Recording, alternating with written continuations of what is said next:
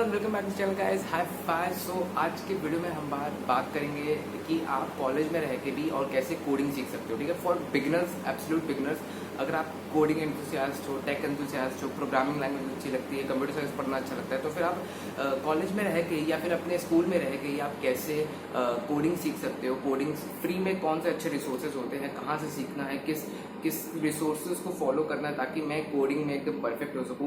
मैं आज की वीडियो में वो आपको बताने वाला हूं। मैंने खुद अपने एक्सपीरियंस से, पर्सनल एक्सपीरियंस से बताऊंगा कि मैंने कैसे कॉलेज में रह के फर्स्ट ईयर में ही मैंने कोडिंग सीखना चालू किया था, कौन कौन से फ्री रिसोर्सेज मैंने लिए थे, जिसकी वजह से मैंने web development, mobile application development और फिर उसके साथ साथ Java, C plus plus, Python, JavaScript जैसे लैंग्वेजेस सीखी। उसके साथ मैंने डीएसए भी सीखा, मतलब डेटा स्ट्रक्चर्स एंड एल्गोरिथम्स भी सीखा, कुछ प्रॉब्लम सॉल्विंग स्किल्स भी मेरी अच्छी है, और कैसे आप एक कंपनी में सॉफ्टवेयर इंजीनियर जैसे पोजीशन के लिए रेडी हो सकते हो, सॉफ्टवेयर डेवलपर के लिए जैसे कि रोल के लिए कैसे रेडी हो सकते हो। ठीक है, तो मैं अपने खुद के एक पर्सनल एक्सपीरियंस आपको बताऊंगा इसके बारे में, कौन से आपको गाइड लेनी है, कैसे कैसे रिसोर्सेज को फॉलो करना है। और तो इसलिए वीडियो काफ़ी आपके लिए हेल्पफुल होने वाले है, तो इसलिए प्लीज़ इसको एंड तक देखना। बिना किसी तरीके चलो वीडियो को शुरू करते हैं।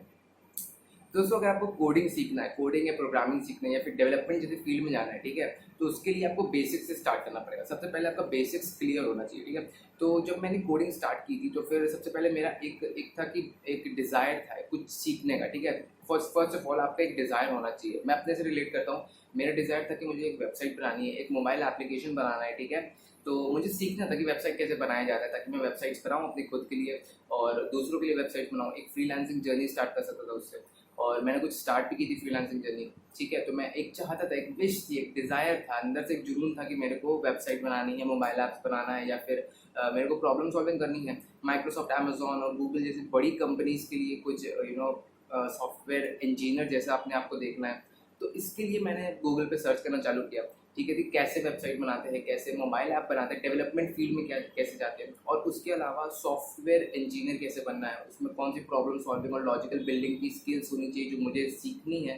तो इसे मैंने सर्च करना चालू किया, तो मेरे को बहुत कुछ ज़्यादा पता चला कि मेरे को सीखना क्या है। तो फर्स्ट एंड फर्स्ट पहला स्टेप है कोडिंग सीखने के लिए कि आपका एक डिज़ायर होना चाहिए कुछ भी चीज़ सीखने के लिए।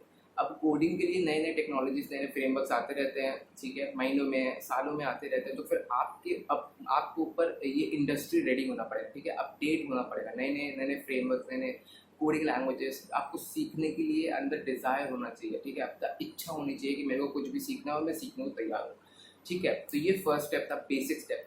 एंड नंबर सेकंड स्टेप जो था वो था बेस, मतलब बेसिक फाउंडेशन लेवल आपका स्ट्रांग होना चाहिए। मैंने ट्वेल्थ में खुद मैंने जावा लैंग्वेज सीखी थी। ठीक है, तो मैं जावा लैंग्वेज से स्टार्ट किया, तो मेरे को बहुत अच्छी लगी थी जावा सीखना। फिर उसके बाद मैं आके सी प्लस प्लस सीखा, फिर उसके बाद मैंने जावास्क्रिप्ट सीखी, तो बेसिक लैंग्वेजेस, और फिर उसके बाद पाइथन सीखी। तो बेसिक लैंग्वेजेस सीखना बहुत इंपॉर्टेंट है, और हर एक लैंग्वेज को सीखना जरूरी नहीं है। आपको एक दो लैंग्वेज सीख के बाद उसमें आप अपने पकड़ को मजबूत बना सकते हो, बट मोस्ट इंपॉर्टेंट थिंग उसकी फंडामेंटल्स स्ट्रॉन्ग होने चाहिए। ठीक है, जैसे कि फंडामेंटल्स होता है एरेज क्या होता है, वहाँ पे स्ट्रिंग क्या ऑपरेशन होता है, फिर उसके बाद उसके अंदर जो भी पर्टिकुलर डेटा स्ट्रक्चर्स, एल्गोरिथम्स लगते हैं, लिंक लिस्ट है, हैश मैपिंग है, फिर ट्रीज है, बाइनरी सर्च ट्रीज है, और बहुत सारे तरह के जो जितने डेटा स्ट्रक्चर्स एंड एल्गोरिथम जो लगते हैं, ये मैं कहाँ कहाँ यूज़ करूँगा, इसके बेसिक्स क्या है, तो ये आपको रेडी क्लियर होने चाहिए। ठीक है, कोई भी लैंग्वेज सीखो, चाहे जावा उठाओ, चाहे सी प्लस प्लस उठाओ, चाहे पाइथन उठाओ, चाहे जावास्क्रिप्ट उठाओ, कोई भी पर्टिकुलर लैंग्वेज उठा लो, उसमें आपके बेसिक्स फाउंडेशंस क्लियर होने चाहिए। ठीक है, आपको इन डेप्थ नॉलेज आनी चाहिए। तो इसीलिए मैं अपने केस में रहता हूँ, मैंने जावा सीखी थी, फिर इसको आके सी प्लस प्लस में मैंने इसको पूरा बेस स्ट्रॉन्ग किया, उसमें डेटा स्ट्रक्चर्स और एल्गोरिथम्स के बारे में सीखा। ठीक है, सर्चिंग सॉर्टिंग के बारे में सीखा, फिर इसको पाइथन में मैंने डेटा स्ट्रक्चर्स और एल्गोरिथम्स को इम्प्लीमेंट करना चालू किया, पाइथन लैंग्वेज सीखी। ठीक है, फिर इसको जावास्क्रिप्ट सीखा, तो उससे मेरा बेस स्ट्रॉन्ग हुआ, मेरा फाउंडेशन स्ट्रॉन्ग हुआ, मुझे और ज़्यादा लैंग्वेजेस के बारे में ज़्यादा पता चला।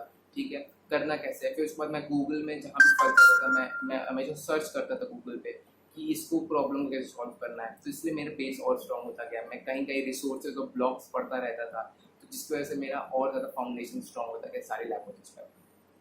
एंड नंबर थर्ड स्टेप है कि अगर आपको कोडिंग सीखनी तो फिर आप स्टार्ट करो जर्नी को। ठीक है, तो जैसे कि अगर आपने डिसाइड कर लिया कि आपको एक वेब डेवलपर बनना है, ठीक है, वेब डेवलपर बनने के लिए आपके पास HTML CSS तो जावास्क्रिप्ट की बेसिक नॉलेज होनी चाहिए। तो इसलिए मैं वेब डेवलपर बनने को तैयार था, मेरे को बहुत ज़्यादा इच्छा थी मैं वेबसाइट बनाऊँ। तो फिर मैंने शुरुआत किया HTML से सीखना। HTML सीखा मैंने ऑनलाइन, यूट्यूब से वीडियो ट्यूटोरियल देखा। ठीक है, एकदम से बेसिक से फ्री में, मेरे पास HTML ट्यूटोरियल डाल के जो भी पहली वीडियो आती थी मैं वो सब देखता था, सीखता था। फिर उसके बाद मैं ऑनलाइन डॉक्यूमेंटेशन पढ़ता था। W3 स्कूल्स की जैसी वेबसाइट है, Geeks for Geeks जैसी वेबसाइट है, वहाँ पे आपको फ्री में डॉक्यूमेंटेशन रीड करने को मिलेंगे और आपको बहुत कुछ सीखने को मिलेगा। तो ये सब वेबसाइट का नाम याद कर लो, बहुत हेल्पफुल है। ट्यूटोरियल्स पॉइंट एक वेबसाइट है, W3 स्कूल्स एक वेबसाइट है, Geeks for Geeks जैसी वेबसाइट है, ठीक है। आपकी बहुत ज़्यादा तरह की आप वेबसाइट है और एक ऑफिशियल डॉक्यूमेंटेशन होता है हर एक पर्टिकुलर लैंग्वेज का, जैसे कि रिएक्ट का ऑफिशियल डॉक्यूमेंटेशन है, जावास्क्रिप्ट का ऑफिशियल डॉक्यूमेंटेशन है, PHP का ऑफिशियल डॉक्यूमेंटेशन है, जावा ओरेकल का एक ऑफिशियल डॉक्यूमेंटेशन है, ठीक है। C++ का एक ऑफिशियल डॉक्यूमेंटेशन है, सब लैंग्वेजेस के ऑफिशियल डॉक्यूमेंटेशन है। वहाँ जाकर आप उनके built in functions, built in methods के बारे में और जान सकते हो, बेसिक नॉलेज को ग्रास्प कर सकते हो, ठीक है।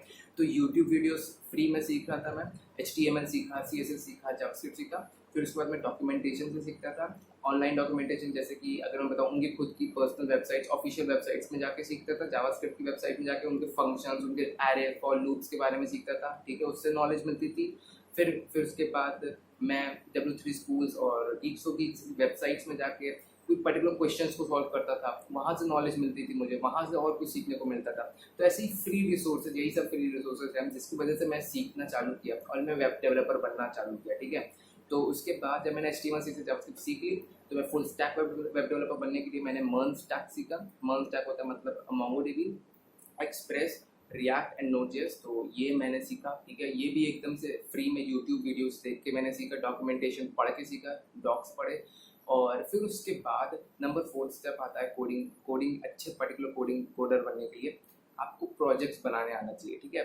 तो जब आपने बेसिक्स और फंडामेंटल जब क्लियर कर लिए यूट्यूब वीडियोस को रेफर करके, फिर इसको कुछ ऑनलाइन डॉक्यूमेंटेशन पढ़ के, कोई ब्लॉग्स पढ़ के, ठीक है, आपने कुछ सीख लिया, कुछ एक बेसिक इन्फॉर्मेशन आपके अंदर आ गया है, तो उसको प्रैक्टिस करना, इम्प्लीमेंटेशन करना काफ़ी इंपॉर्टेंट होता है। जब आप इम्प्लीमेंट करोगे तो फिर आप बेहतर तरीके से सीख पाओगे। तो ये 4th स्टेप है इम्प्लीमेंटेशन करना, मतलब प्रोजेक्ट्स बनाना। HTML से जावास्क्रिप्ट बेसिक वेब डेवलपमेंट सीखने के लिए है, ठीक है। उसके बाद आप जावास्क्रिप्ट के फ्रेमवर्क सीख सकते हो, React.js, Node.js, फिर तो MongoDB भी सीख सकते हो, या तो फिर MySQL सीखो जिससे रिलेशनल डेटाबेस होता है, ठीक है। तो आप एक फुल स्टैक वेब डेवलपर बन सकते हो। अब इसको करने के बाद अब शुरुआत है, पहले आप फ्रंट एंड की बेसिक प्रोजेक्ट्स बनाना चालू करो, एक फ्रंट एंड बेसिक वेबसाइट बनाना चालू करो जो कि इसका यूजर इंटरफेस अच्छा हो। फिर बाद में उसमें बैक एंड फंक्शनलिटीज रखो। फिर बाद में जब थर्ड लेवल में चले जाओ तो उसमें डेटाबेसेस भी ऐड कर दो, डेटाबेस का इंटीग्रेशन भी ऐड कर दो। तो ऐसा करने से धीरे धीरे से आप छोटे छोटे प्रोजेक्ट्स बना के आप एक लार्ज प्रोजेक्ट बना सकते हो जो कि अपने रेज्यूमे में भी लगा सकते हो और आपके एक्सपीरियंस भी बहुत अच्छा हो सकता है, ठीक है। DSA की अगर मैं बात करूँ तो जावा या तो C++ आप सीख सकते हो, तो पाइथन सीख सकते हो। इसमें आप प्रॉब्लम सॉल्विंग की स्किल्स को मजबूत बनाओ, ठीक है। बहुत सारे एल्गोरिथम, बहुत सारे टेक्निक्स होते हैं DSA मतलब प्रॉब्लम्स को सॉल्व करने के, जैसे कि ग्रीडी एल्गोरिथम्स होते हैं, आपकी डायनेमिक प्रोग्रामिंग होती है, सेगमेंट ट्रीज होता है, बाइनरी सर्च ट्रीज होते हैं, एरेज होता है, फिर उसके बाद उसमें आपका सब एरेज और सब सीक्वेंसेस जैसे पर्टिकुलर प्रॉब्लम्स आ जाते हैं, ट्रीज होता है, ठीक है। तो ये सारे पर्टिकुलर अप्रोचेज होते हैं किसी एक प्रॉब्लम को सॉल्व करने के लिए।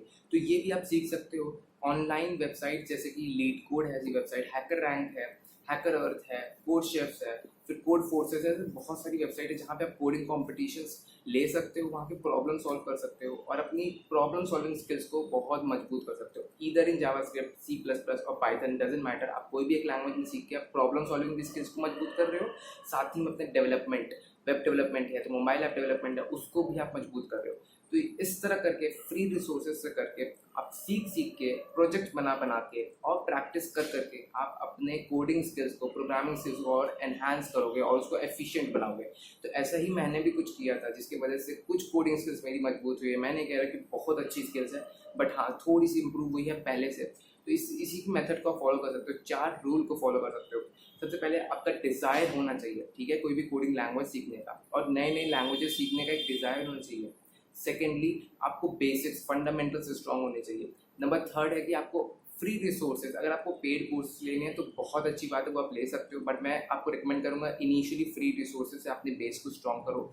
यूट्यूब वीडियोज़ है, फ्री में आपकी वेबसाइट्स हैं जैसे Geeks for Geeks है, W3 स्कूल्स है, ट्यूटोरियल्स पॉइंट है, ठीक है, और गिटहब जैसे रिसोर्सेज है, वहाँ पे आपको फ्री में रिपोजिटरीज मिलती है जिसमें आप सीख के और भी कोडिंग लैंग्वेजेस सीख सकते हो, ठीक है।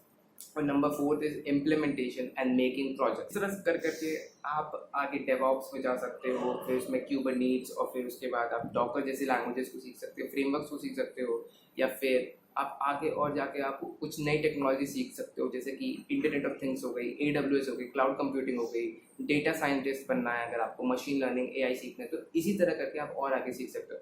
बट इतना लंबा माउंटेन को क्लियर करने के लिए आपका बेस स्ट्रांग होना चाहिए। शुरुआत करो कुछ बेसिक लैंग्वेजेस सीख कर, जावा, C++, पाइथन, जावास्क्रिप्ट, ऐसे लैंग्वेजेस सीख कर, कुछ प्रोजेक्ट्स बनाकर, तब आप इंटरेस्ट बिल्डअप होगा तो उस इंटरेस्ट से आप और ज़्यादा कुछ सीख सकते हो, ठीक है। तो ये सारी टेक्नोलॉजीज आप खुद अपनी क्लियर कर सकते हो और अपने आप को एक बेहतर कोडर और प्रोग्रामर बना सकते हो, ठीक है। सो आई होप आपको ये वीडियो काफ़ी अच्छी लगी होगी, इन सारे स्टेप्स को फॉलो करोगे और आप अच्छी तरह से इस वीडियो को आपका काफ़ी अच्छी लर्निंग मिली होगी, रिसोर्सेज मिली होगी। तो इसी तरह की मैं वीडियो आपके लिए लाता रहूँगा, तो please make sure to like the video, and if you do really like the video then you can also subscribe to my channel for more to get more kinds of these videos, and I'll see you again next time. Bye, take care, have a good